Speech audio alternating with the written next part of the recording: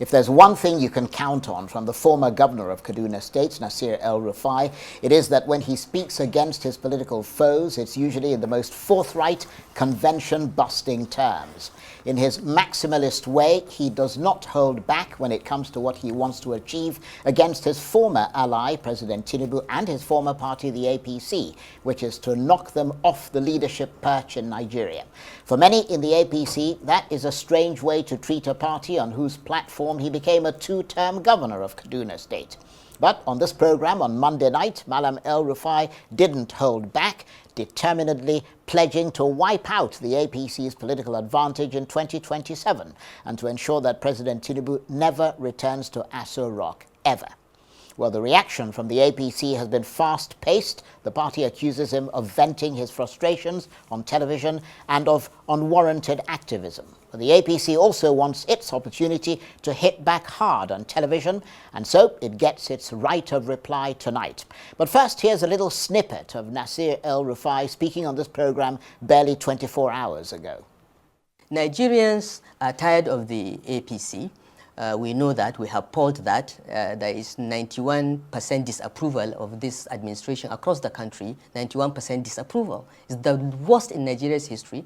But Nigerians are looking for a credible option. Anytime I wake up and I see the Tinubu government inflicting more pain on Nigerians and just bungling governance, the simplest things in governance that I knew when I was DG of BP, these guys can't even get it together. Whenever I see that, I thank God, because I think God saved me. I'm a very lucky person. I think God saved me from the embarrassment of having to explain to be part of this disaster. The guy is gone. He's performed miserably. The economy has tanked. The security architecture has failed. There are no clear trade, industrial, and investment policies. Everything is going wrong. Nasir El-Rufai in his element. Well, for the APC's right of reply, I'm joined now in the studio by the Executive Secretary and CEO of the National Institute of Cultural Orientation and former member of the Tinubu Presidential Campaign Council, Otumba Biodun Ajiboye. Otumba, good to see you again. Thank you, my brother Charles. I'm back home here. You are perfectly welcome here. Thank you. Where would you like to start in your right of reply to the former governor of Kaduna State? There seems to be a lot that he said there. Well, with due respect to Malam El-Rufai, there are times in the life of a man to be silent and observe situations as they unfold.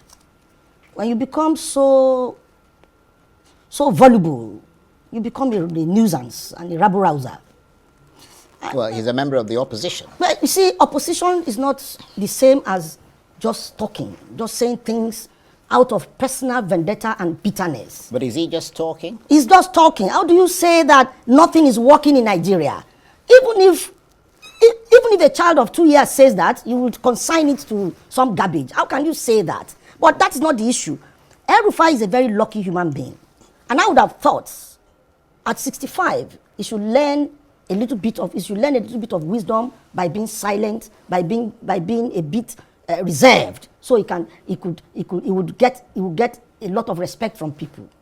It's obvious that he's smarting from some failure, and it is obvious that he's spewing his frustrations. There's no doubt about it. If he didn't want to be minister, why did he respond to the nomination and the screening with the Senate? He wanted to be minister. We all know how much he loves power. It's not today. He loves power, and when he doesn't get power, he wants to disrupt everything and make everybody look like an idiot. That's exactly who he is. But this time around, he's gotten it wrong because he's dealing with the wrong man. See, he messed up Buhari. He says Buhari is not electable. He's never electable. And that Nigerians will not forget his insensitivity as a military man. That was Buhari. Now, I don't blame him. Asiwaju cited him in the public in Kaduna and more or less told him, no, you must join us in governance, and he felt very proud of himself, as if he's some Nostradamus. Okay, walking down the line, he didn't make Senate screening.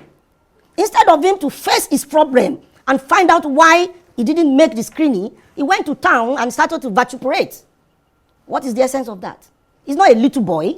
This was a man who was DG of BPE. He was minister in FCT, governor for 8 years. What else does he want God to do for him? And he thinks in his mind, he can bring down a government. He failed. We lost presidential election in Kaduna now.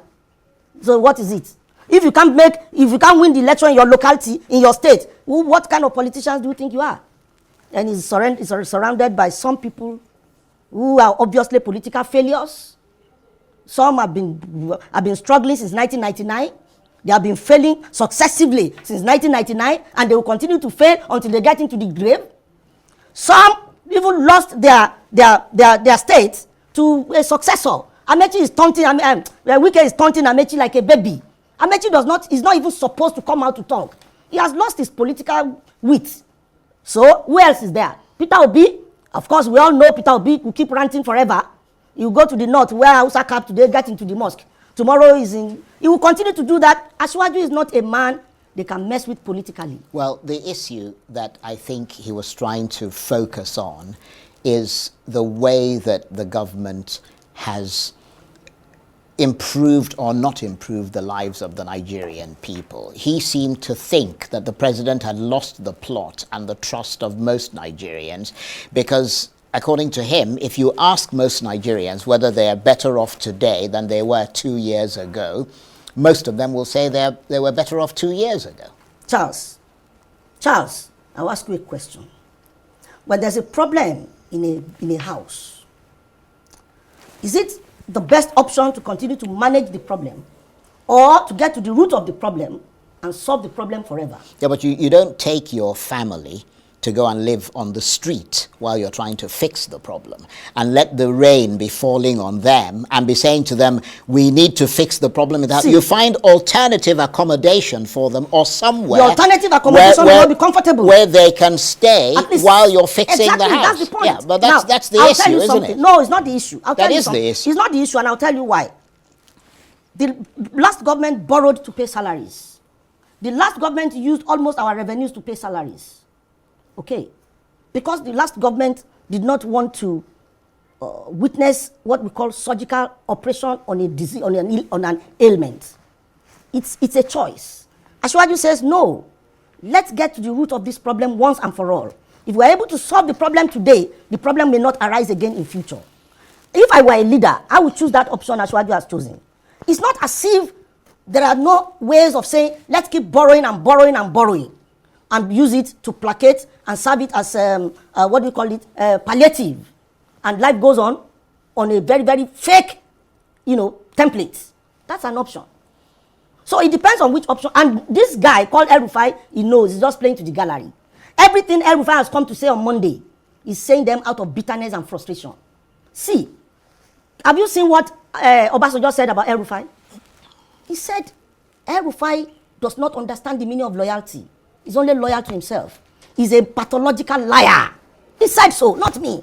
He said he doesn't even know the meaning of, he embellished lies and half-truths. You see, God is wonderful. There's a Yoruba proverb that says, when you are bald-headed, God compensates you with a lot of beards.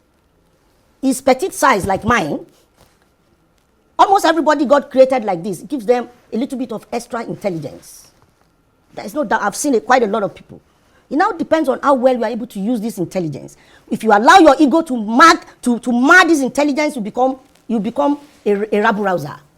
Rufai is almost getting to that point of a rabble-rouser. Right. Let me ask you this, because you've been a big ally of President Tinubu. You were there with him when he was running for office, and you helped him win the presidency, and you've been rewarded for it. Where do you think the president's, given what you've seen in the last 2 years, where do you think the president's political weakness lies right now? What's the big strategic threat to him? As far as I can see, the biggest threat to this government are those who refuse to understand the attitude and the mindset with which is running the state. So that means that potentially they can upset the apple cart for him. I don't think so. They don't have that capacity. Well, you just said they're the biggest threat. Yeah, the threat is not converted to a loss automatically. If we can mitigate against threat and strengthen up. Yeah, but what I'm saying to you is, any move Bola Tinubu makes, rather than patriotically understanding it, a Peter Obi will criticize it and hack it down. That old Baba, what's his name now? Baba Atiku will find faults. As if they were the president, they can't make such, situation. They can't be in that kind of situation. No. When a government is in power, it's only responsible of all of us to patriotically support such government so that the government can deliver. I am not saying that there should not be opposition.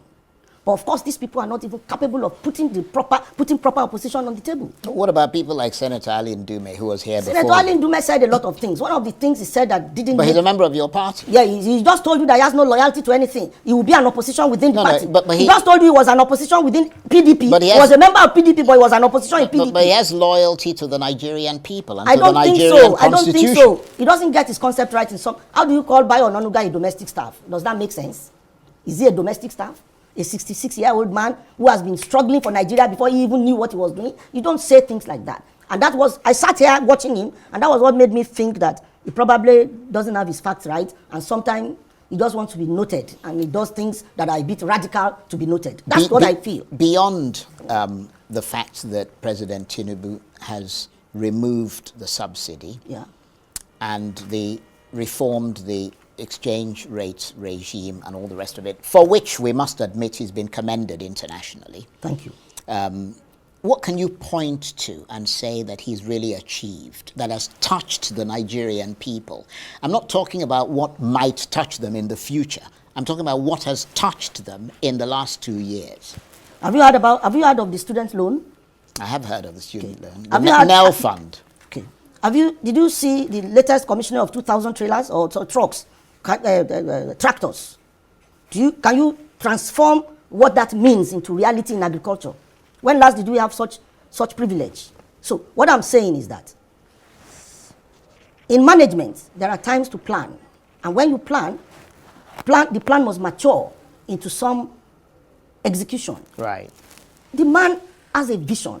Just today they said revenue base of Nigeria has grown to 6 trillion the first quarter. Yeah, but there's a big issue around. No, I don't want to look at the issue first. Let's look at the prospect. You see, you like to look at Nigeria from the angle of half empty cup and half full cup. I would say half full. I won't say half empty. No, but now we are talking about what has he done that is inspiring. Right. And I said, internally generated revenue has grown to 6 trillion. Now you said you've heard of the student loan, and you've heard of the free enrollment of students in some higher institutions, and people are getting it. The man has a plan. There is a time to plan. When you are planning, there's a time for the plan to mature into execution, and there's a time the execution will be an outcome. So it is not enough to say that there are no problems. There must be problems because the state of Nigeria was almost in comatose. Yeah, but you're borrowing more money than any previous government. Are we borrowing to invest, or we're borrowing to I don't know what you're borrowing. We're investing. Obviously, we're investing. You've borrowed more money than any previous government in recent history. Are you saying that we're borrowing to pay salaries? I don't know what you're borrowing So from. I am saying to you... I am trying to understand. I'm trying to say to you that the statistics show that you have been borrowing a heck of a lot of money. That's not an issue. And that potentially can put this country in jeopardy. It's not true. Potentially it can. It's not true, and I'll tell you why. There is no country that does not borrow. Doesn't America borrow? But the fact is that when you are borrowing, your productivity must match what you are borrowing to, and your repayment ability must be sure. That's what is important. It's not like you shouldn't borrow. Why would you not borrow? Now, today, Nigeria is on the path of growth. You see, why some of them are getting very disturbed is because they feel that it must be business as usual. Make sure you pay salaries, make sure you do this, make sure you do that, even though you don't have the capacity to take this on. So, but Bola Tinubu has decided to say, let us do proper planning. Let's go back to the drawing boards. Let's plan very well and see how well we can deliver. Now, to me, if I have an option, I'll take the option of proper planning than just jump on the ship and begin to do what is not. Okay. But you forgot again that the main reason why we have come here is it's a right of reply to Malam Rufai that's going around the city, the whole city of Nigeria, to say what he does not know. And I put it to you, Malam Rufai should be disregarded. He's a rabble-rouser. He's a rabble-rouser because, one, this was the Kaduna state that he ran for 8 years. He can't even go back there freely because the members of House of Assembly, they took a vote on his government, and it was a vote of no confidence on his government. So what is his pride? Why does he think that the northern Nigeria will follow him in his dance of Macabre. Why does he think so? Why does he think that he controls the northern Nigeria? Who gave him that confidence that he's Mr. Right in Nigeria and what he says makes meaning? As far as Nigerians are concerned, Malam El-Rufai is a time waster. A man who has no understanding of loyalty. A man who has been publicly called a pathological liar. And he didn't even mind. He has no reputation. He's deficient in character. He's defective in behavior. All he knows is about himself. His son is a member of the House of Reps. And his son is not even following him in this charade, in this dance of Macabre. Right. So we're almost out of time. How much do you think Mr. Tinubu's decision to let go of people like Nasir El-Rufai has split the president's support base? Because El-Rufai was a big supporter of the president previously. I mean, is the president risking party unity? Has the defection of many other politicians to the APC compensated for that? What could the president have done if the man decides to turn coat and begin to criticize him all over Nigeria? Wasn't it the president who turned coat against him How first? do you say so? The man says, I want to make you minister. He nominated you as a minister. You are invited to the Senate for screening. You didn't make the Senate screening. You turned around to say it is the man that didn't want you. So what's the essence of asking you to go, nominating you in the first instance? I mean, you see, I have told you, Malam El-Rufai is suffering from ego infliction. The day he recognizes that everything does not have to go his way is the day he will get a bit of wisdom. Nigeria is not run like that. Why won't you say, oh, because I did this for the party, I campaigned for him, I was the one that orchestrated the fact that power must shift to the south, I give that to him. I was here. The day somebody came to say, Buhari says he would prefer the former Senate president, I was here. It was Malam El-Rufai that braved it and met Buhari and said, did you say this? And that is good. But all the Malam El-Rufai was doing in that time was to position himself as vice president. That was his ambition. Now that he couldn't make the vice president, he began to accuse the NSA from Adamawa, Ribadu. After Ribadu didn't mind him, he went all out and said he will make sure Ashwaju doesn't come back. Who is he? Right. Okay. Is it Nigeria? On that note, you've got your right of reply. Thank you. And I want to thank you very much indeed Time for coming in. Otumba Biodun Ajiboye is the Executive Secretary and CEO of the National Institute of Cultural Orientation, and he's a former member of the Tinubu Presidential Campaign Council. Thank you. Good to see you again. Thank you for coming in. I appreciate it. That's it for this edition of Arise Prime Time. Join us again tomorrow. From me and the entire team here in Abuja, bye-bye and thank you for watching.